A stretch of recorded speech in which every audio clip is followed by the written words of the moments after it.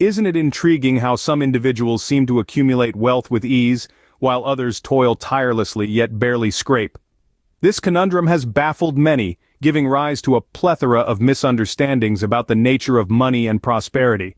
A highly common fallacy is that prosperity is reserved for those born under a lucky star, or those who taken dishonest paths to accumulate it.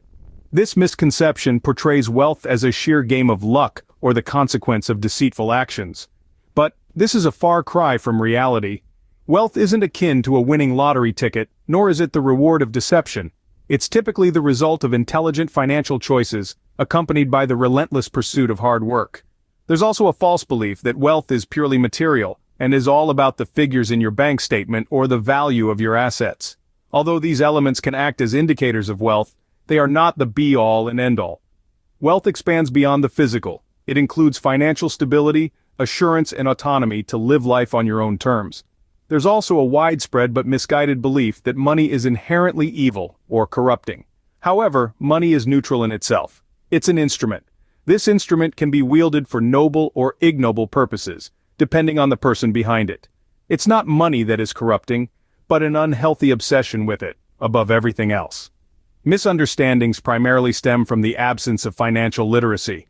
A number of us have never been taught the mechanics of money.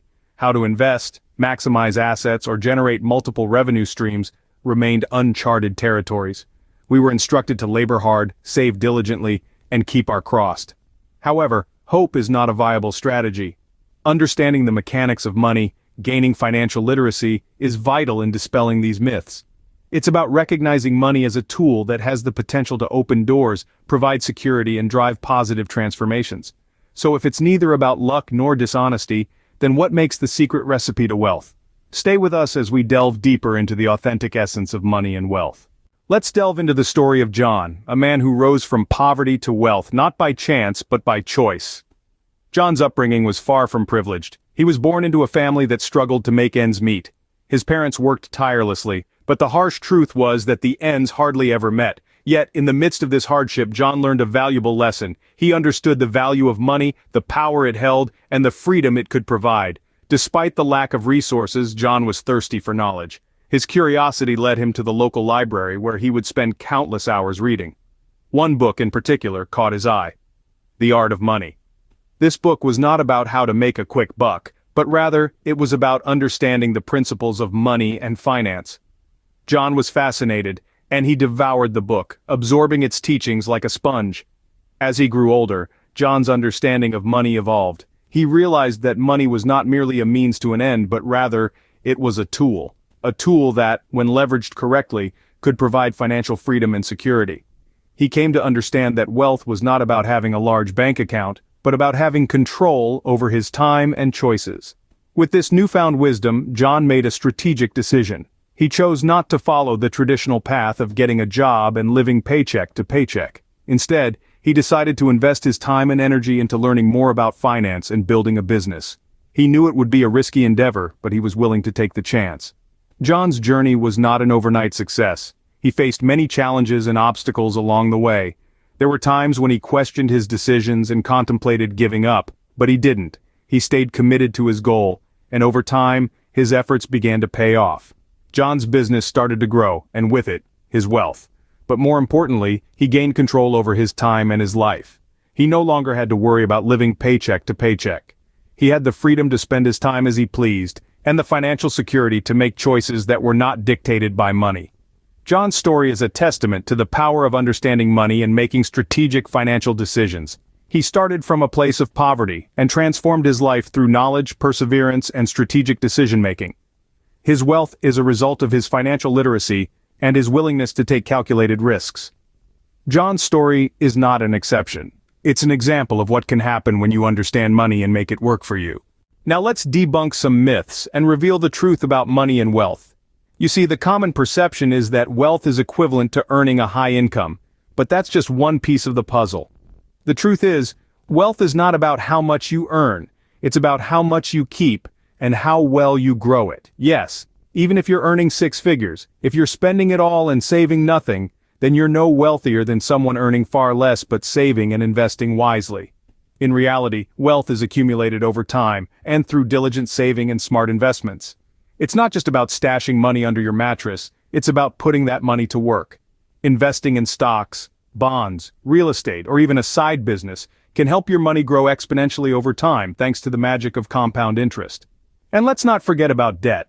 It's easy to fall into the trap of buying things on credit, but every dollar you owe is a dollar that's not working for you, it's working for someone else. And the interest you're paying? That's money that could have been growing in your own investment account. Minimizing debt is a crucial part of building wealth. Of course, it's also important to enjoy your money and live a comfortable life. But the key is balance. It's about living within your means, saving for the future, and making your money work for you. Wealth isn't about driving the fanciest car or living in the biggest house. It's about financial freedom and security. It's about having the means to weather life's storms and the ability to make choices that allow you to live the life you desire. So the next time you think about wealth, remember this. It's not about the size of your paycheck. It's about the size of your savings and investments. It's about living debt-free and growing your net worth over time. Remember, it's not about how much you earn, but how much you keep and grow. So, what's the problem that needs solving? Well, the issue at hand is financial illiteracy. It's a widespread problem, one that's often overlooked. Yet its impact is far-reaching. Financial illiteracy is like a chain that holds people back from achieving financial independence and security. Think about it. How many of us were taught about money management in school? How many of us understand the difference between a stock and a bond? Or how to calculate the interest on a loan? It's a subject that's often brushed under the carpet, but it's a problem that's worth addressing. Why? Because financial illiteracy leads to poor financial decisions. It's like navigating through a dense forest without a compass. You're likely to get lost, stumble, and fall. And when it comes to finances, those stumbles and falls translate into missed opportunities, unnecessary debt, and financial insecurity. But here's the silver lining. This is a problem we can solve. It's never too late to educate ourselves about finance. There are countless resources available, many of them free, that can guide us towards financial literacy.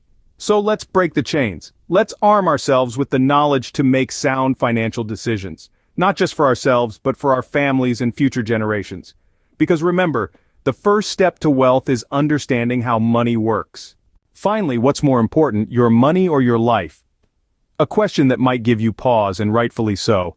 It's a delicate balance, isn't it? Striving for financial success while ensuring we don't lose sight of the value of life itself. We chase after wealth, often forgetting that money is not the end goal but merely a means to an end. Think of money as a tool, a resource. Like a hammer or a paintbrush, it's used to construct, to create, to bring forth the life we desire. It's there to help us achieve our dreams, to provide for our loved ones, to contribute to causes we hold dear. It's not there to consume us, to overtake our thoughts and actions, to become the yardstick by which we measure our worth.